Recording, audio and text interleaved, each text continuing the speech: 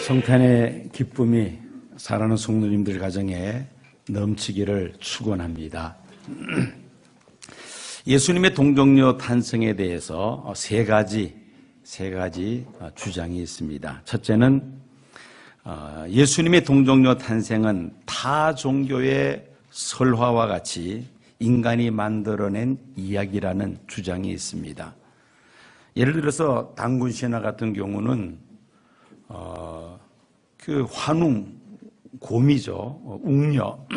웅녀와의 이 관계를 통해서 이제 그 당군이 출생이 되었다 해서 이 당군 신화가 있습니다. 사람이 지어낸 이야기죠. 또 박씨의 조상인 박역거세는 어디에서 태어났다 그러죠? 알에서 태어났다. 이 또 사람들이 만들어낸 그런 설화입니다. 예수님의 동정녀 탄생을 이런 설화와 맥을 같이 하는 것으로 그렇게 생각하는 사람이 있다는 것입니다. 둘째는 자유주의 신학자들의 주장으로 예수님의 잉태는 하나님의 간섭으로 이루어진 사실은 인정을 하지만은 그 잉태는 아브라함과 사라의 경우와 유사할 것이라는 그런 주장입니다. 즉 아브라함은 이삭을 낳을 때 아브라함도 그렇고 이 사라도 그렇고 아기를 낳을 수 없는 그런 상황이었죠. 하나님의 능력으로 이삭을 잉태하고 출산하였던 것 같은 맥락에서 아기 예수의 탄생을 이해하려고 하는 사람이 있습니다. 결국은 예수님은 요셉과 마리아의 부부관계를 통해서 출산된 실질적인 요셉의 아들이라는 주장이죠. 심지어 예수님은 아버지가 누구인지 밝혀지지 않는 사생아다. 그렇게 또 주장하는 사람도 있습니다. 세 번째는 복음주의 신학자들의 바른 설명입니다. 예수님의 탄생은 요셉과 마리아 부부의 관계를 통해서 이루어진 것이 아니라 전적으로 하나님의 능력으로, 성령의 능력으로 잉태되었다는 것이죠. 예수님의 탄생에 대해서 성경에 기록된 대로 그대로 믿는 것입니다. 저 북악터널을 지나서 예능교회라고 있습니다. 옛날에는 연예인교회였죠. 몇몇 기독 연예인들이 성경 공부를 하면서 이제 이 교회가 설립이 됩니다. 그 교회를 개척한 당시에 그 하영조 전도사님, 이들 연예인들과 모여서 성경 공부를 하는데 마태복음 1장을 함께 공부를 하고 있었습니다. 자, 예수님의 동정녀 탄생에 대해서 이제 말씀을 공부하는데 성령의 능력이 임하심에 처녀인 마리아가 아기를 가지게 되었다. 이 내용이었습니다. 이 내용을 공부하던 중에 일부 연예인들 중에서 예수님의 동정녀 탄생을 도저히 믿을 수 없다고 반론을 제기하는 사람들이 있었습니다. 아니, 세상에 믿을 게 따로 있지 어떻게 처녀가 아기를 뵐 수가 있습니까? 도대체 그런 일이 어떻게 있을 수가 있습니까? 이렇게 황당한 거짓말을 믿으려고 하면 어떻게 우리가 믿을 수가 있습니까? 그 이제 신앙생활을 처음 시작하는 그런 연예인들 중에 그렇게 이제 반론을 제기하는 사람이 있었다는 것입니다. 더 이상 이제 성경 공부를 진행할 수 없는 그런 아주 썰렁한 분위기였습니다. 그러자 당시에 다른 연예인들보다 먼저 예수를 믿은 구봉서 씨가 옆에서 가만히 이야기를 듣고 있다가 하도 답답하니까 벌떡 일어나서 그렇게 소리를 쳤다고 합니다. 야, 지 서방인 요셉도 믿었다는데 네가 뭔데 야단이냐고 그렇게 큰 소리를 쳤다는 겁니다. 그렇죠. 마리아 남편도 정혼한 여인, 아직 결혼을 하지 않았습니다. 마리아가 성령으로 임신했다는 것을 믿는데, 지 남편도 믿는데 왜 네가 믿느냐 못 믿느냐 가지고 따지느냐고 큰 소리 쳤다는 겁니다. 그 한마디로 완전히 진압해버리고 다시 공부가 진행되었다는 참 개그 같은 이야기입니다만은 사실로 제가 알고 있습니다. 마리아와 약혼한 요셉, 예수님의 동정녀 탄생을 믿고 있는데 남편도 아닌 내가 어떻게 믿느냐 믿지 않냐 가지고 따지느냐는 그 말, 우리가 참 새겨들어야 할 그런 말인 것 같습니다. 예수님의 탄생을 인간적인 입장에서 이해하려고 해서는 안 됩니다. 설명이 되지 않죠. 왜냐하면 이 사건은 사람의 힘에 의해서 사람이 주도하여 된 일이 아니기 때문입니다. 하나님이 하신 일이죠. 그러므로 하나님의 입장에서, 하나님의 시각에서 예수님의 동정녀 탄생을 우리가 생각해야만 합니다. 아래에서 보지 말고 위에서 보는 그런 관점을 가져야 한다는 것이죠. 능치 못하심이 없는 전능하신 하나님의 관점에서 예수님의 동정녀 탄생을 우리가 생각한다면은 예수님의 동정녀 탄생은 반드시 그렇게 되어야만 하고 또 그렇게 되었다는 것을 우리가 확신할 줄로 믿습니다. 예수님의 동정녀 탄생은 사실 구약 성경에 예언된 것입니다. 이사야서 7장 14절 말씀 보면은 보라 처녀가 잉태하여 아들을 낳을 것이요 그의 이름은 임마누엘이라 하리라. 더 거슬러 온다가면은 창세기 3장에서 예수님의 동정녀 탄생을 암시하는 말씀을 우리가 발견할 수 있습니다. 창세기 3장 15절 말씀입니다. 내가 너로 여자와 원수가 되게 하고 내 후손도 여자의 후손과 원수가 되게 하리니 여자의 후손은 내 머리를 상하게 할 것이요 너는 그의 발꿈치를 상하게 할 것이니라. 하나님께서 하신 말씀입니다. 하나님께서 사탄의 화신 뱀에게 한 말씀이죠. 뱀의 머리를 상하게 할 자가 여자의 후손이라고 했습니다. 여자의 후손은 장차 이 세상에 올 메시아를 가리키고 있습니다. 그런데 왜 그 메시아를 여자의 후손이라 그렇게 말씀하고 있을까요?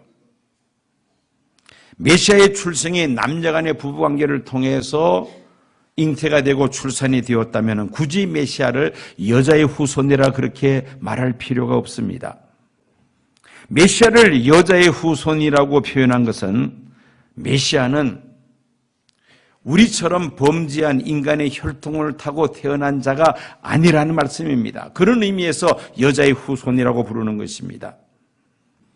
이사야 선지자가 메시아의 탄생에 대해 예언하기를 처녀가 잉태하여 아들을 낳을 것이라고 했습니다. 이는 남자의 도움을 받지 않고 하나님의 능력으로 처녀의 몸을 통해서 동정녀를 통하여 메시아가 탄생될 것을 예시하고 있는 말씀입니다.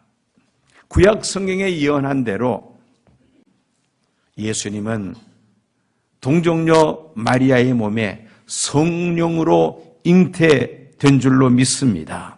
말씀 그대로 이루어진 줄로 믿습니다. 마리아의 약혼자인 요셉이 마리아가 임신했다는 소문을 듣고는 마리아와의 그 약혼 관계를 조용하게 정리하고자 했습니다. 마태복음 1장 20절 보면은 다윗의 자손 요셉아 내 아내 마리아 데려오기를 무서워하지 말라. 그에게 잉태된 자는 성령으로 된 것이라. 조용히 정리하고자 할 때에 주의 사자가 꿈속에서 요셉에게 말씀한 것입니다. 즉 마리아에게 지금 그 태중에 있는 아기는 성령으로 잉태된 것이라고 그렇게 주의 사자가 전해주었던 것입니다. 성령의 역사는 이미 창세기 1장에서 하나님께서 천지 만물을 창조하실 때에 그때부터 이미 성령의 역사는 시작이 됩니다. 창세기 1장 2절 보면은 땅이 혼돈하고 공허하며 흑암이 깊음 위에 있고 하나님의 영은 수면 위에 운행하시니라 말씀합니다. 하나님의 영은 성령님을 가리킵니다. 태초에 천지 창조 때에 성령님께서 함께 천지 창조에 동참하셨다는 말씀이죠. 그리고는 창세기 2장에 들어가면은 사람을 지으시는 내용이 나옵니다. 하나님께서 사람을 지으실 때에 하나님의 형상을 따라 사람을 지으시고 그 코에 무엇을 불어넣으셨습니까? 생기를 불어넣음에 생명이 된지라. 여기서 생기라는 이 말은 히브리어로 루아흐라고 합니다. 이 루아흐라는 말은 하나님의 영 또는 바람이라는 뜻을 가지고 있습니다. 하나님의 영은 성령님을 가리키죠. 성령님의 역사하시니까 생명, 사람이 되었다는 것입니다. 사람을 지으실 때에 성령님께서 함께 역사하셨다는 말씀입니다. 불신자들은 물론이거니와 성도들과 심지어 신학을 한 목회자들 가운데서도 예수님의 동정녀 탄생을 믿지 못하는 사람들이 들어 있습니다. 즉 성령의 능력을 믿지 못한다는 말이죠. 이런 사람은 진정한 크리스천이라고 말할 수가 없습니다. 왜 예수님께서 성령의 능력으로 동정녀 마리아의 몸에 잉태되어야 했습니까? 이유가 무엇입니까? 두 가지로 설명할 수가 있습니다. 첫째는 예수님은 완전한 사람으로 세상에 오셨기 때문입니다. 그것이 바로 마리아의 몸에 아기 예수가 잉태되고 또 마리아를 통해서 출산이 되었다는 것이죠. 예수님께서 하늘에서 뚝 떨어지신 것이 아닙니다. 아래서 나오신 것도 아닙니다. 마리아의 몸을 통하여 잉태되고 출산이 되었습니다. 즉 예수님은 우리와 똑같은 완전한 사람이라는 것입니다. 우리가 느끼는 희로애락의 감정을 예수님도 다 느끼시며 우리가 가지는 오감의 이 촉각을, 오감의 감각을 예수님도 고스란히 다 가지고 계신다는 말입니다.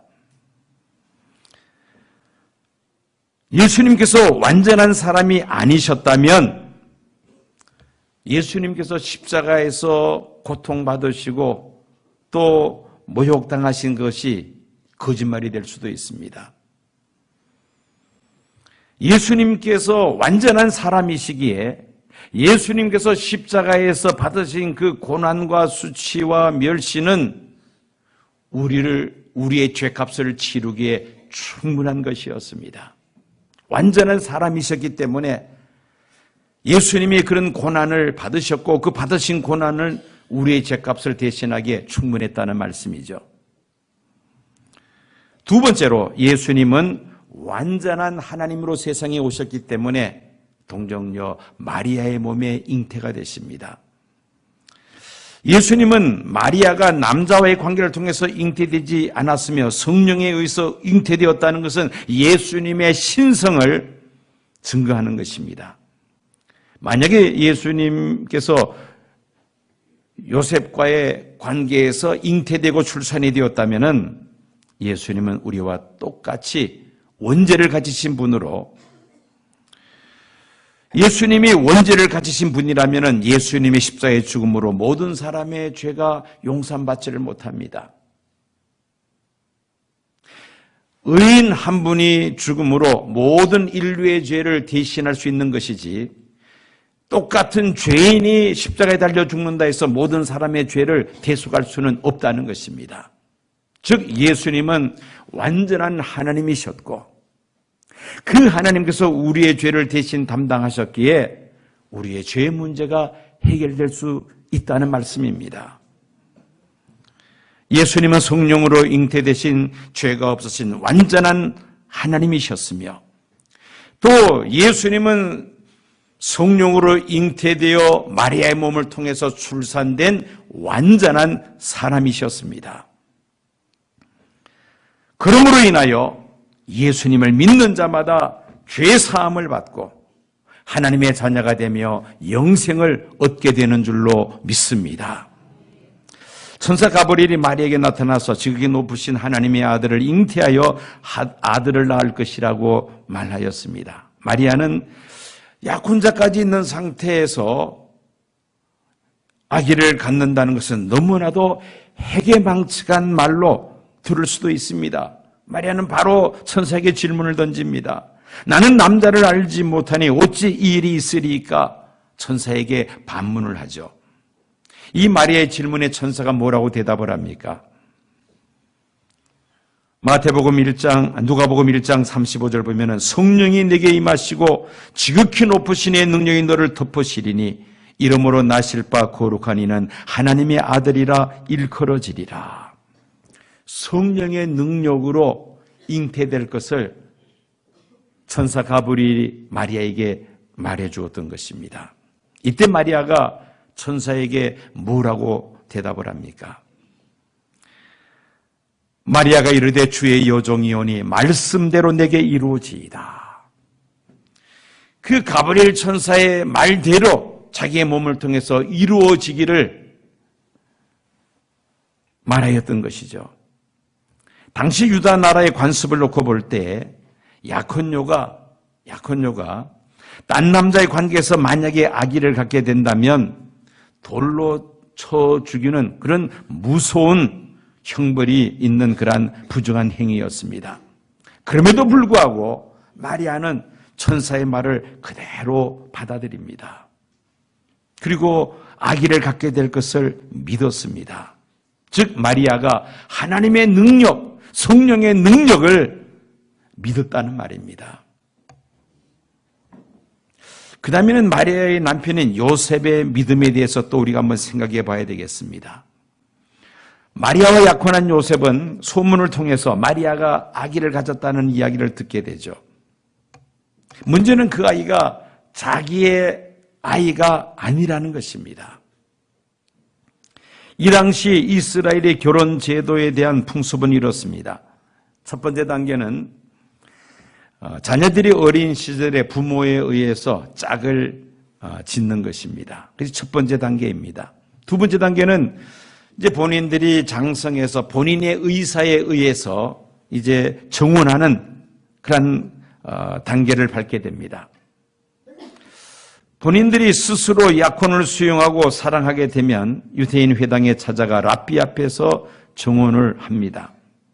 이것이 두 번째 단계입니다. 그리고 마지막 세 번째 단계는 정혼한 지 1년 후에 결혼하고 이제 동거를 하는 것입니다.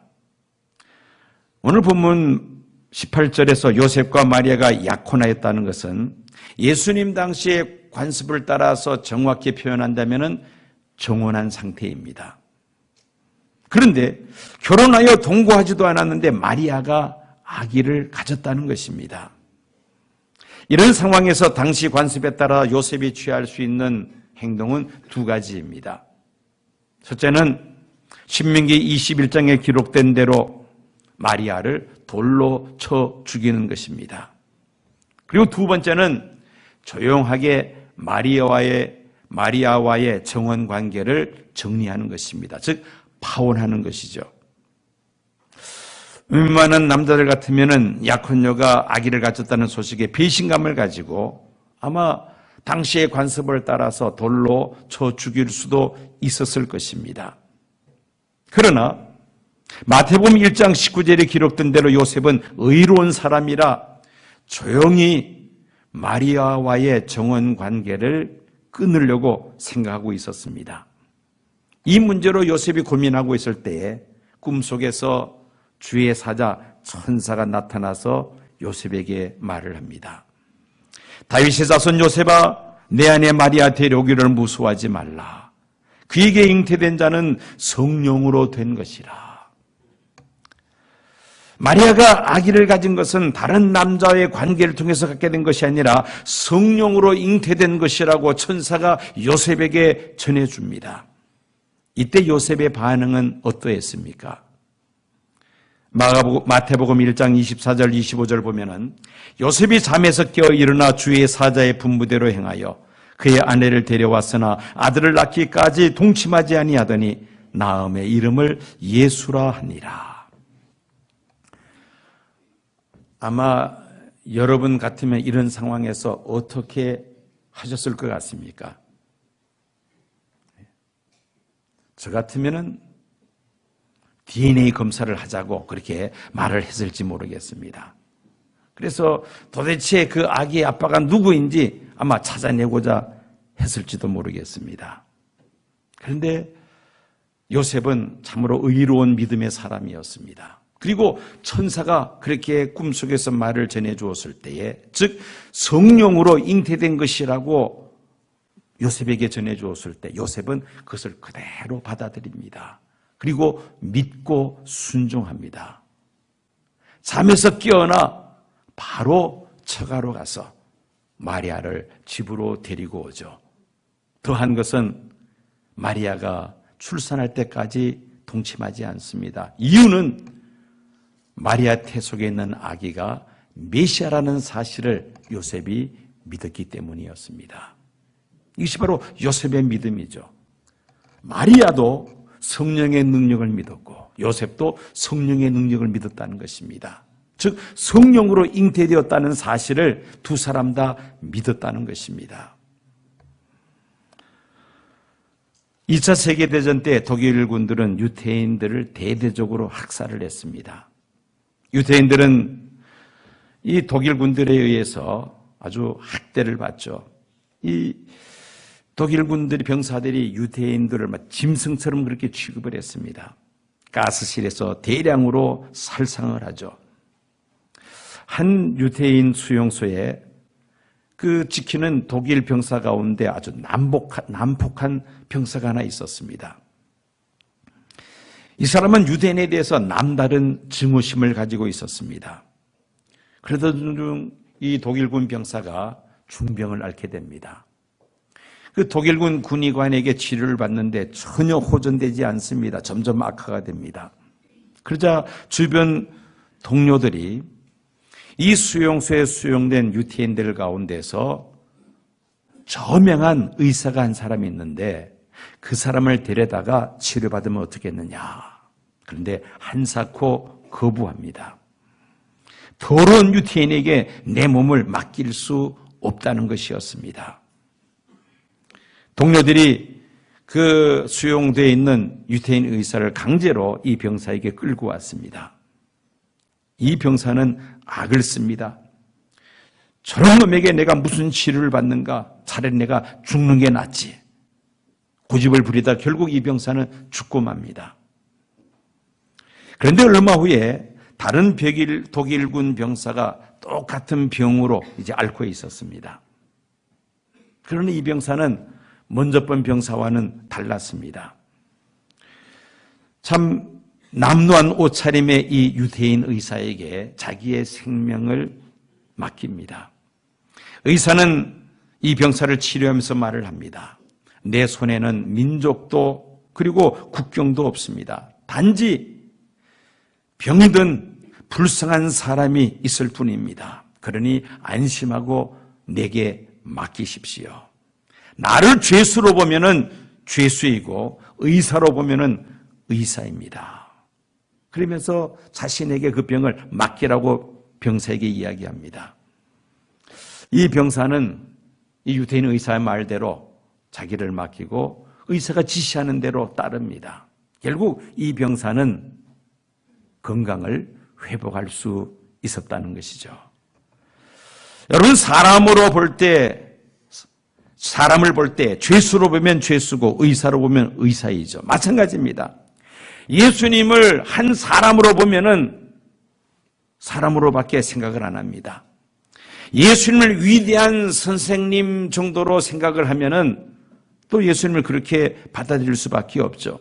그러나 예수님은 살아계신 하나님의 아들이요 나의 구세주이심을 우리가 믿고 바라본다면 예수님은 우리를 능히 구원하실 분이신 줄로 믿습니다.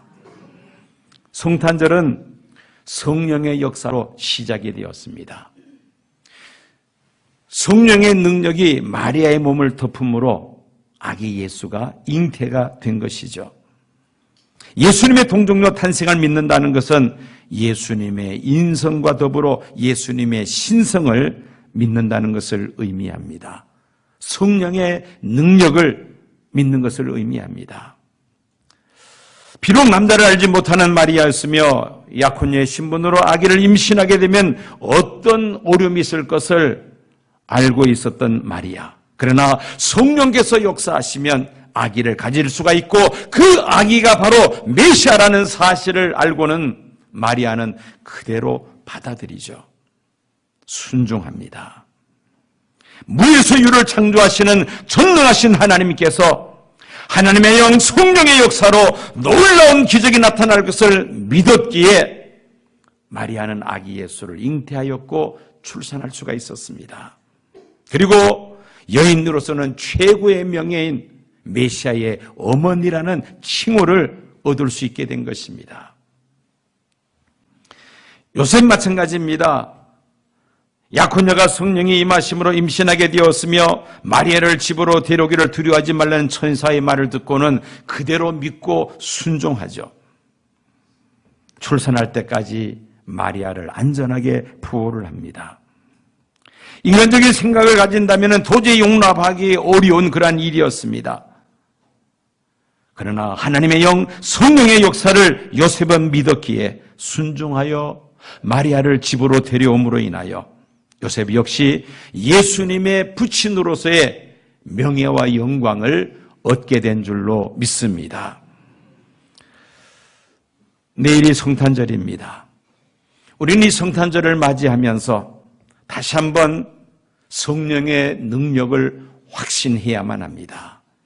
그리고 예수님은 완전한 사람이요 완전한 하나님이신 메시아라는 사실을 또 우리가 믿어야만 합니다. 이 믿음을 가질 때에 우리는 죄의 문제가 해결이 됩니다. 죄의 문제가 해결된 사람들만이 하나님의 자녀가 될 수가 있으며 영원한 생명을 누리게 될 줄로 믿습니다. 아기 예수의 동정녀 탄생, 믿어도 되고 믿지 않아도 되는 그런 것이 아닙니다. 반드시 믿어야만 합니다. 성령의 능력으로 잉태되었다는 사실을 믿어야 한다는 것입니다. 믿을 때에 우리의 모든 더러운 죄의 사함을 받으며 하나님의 자녀라 인침을 받을 뿐 아니라 영원하신 하나님 나라를 기업으로 얻게 되는 줄로 믿습니다. 지금은 하늘 보좌를 버리시고 인간의 몸을 입으시고 이 세상에 오셔서 십자가에 죽으시고 부활하심으로 우리를 죄 가운데서 건져내신 우리 주 예수 그리스도의 은혜와 독생자 예수 그리스도를 아끼지 아니하시고 이 세상에 보내시기까지 우리를 사랑하신 하나님의 그 극진하신 사랑과 성령님의 감동 감화 충만 역사하심이 이 자리에 머리 숙인 사랑하는 성도들과 시온교회에 속한 모든 믿음의 권속들과 이 땅에 거하는 하나님의 백성들 위에 지금부터 영원까지 함께 하옵시기를 간절히 축원하옵나이다. 아멘.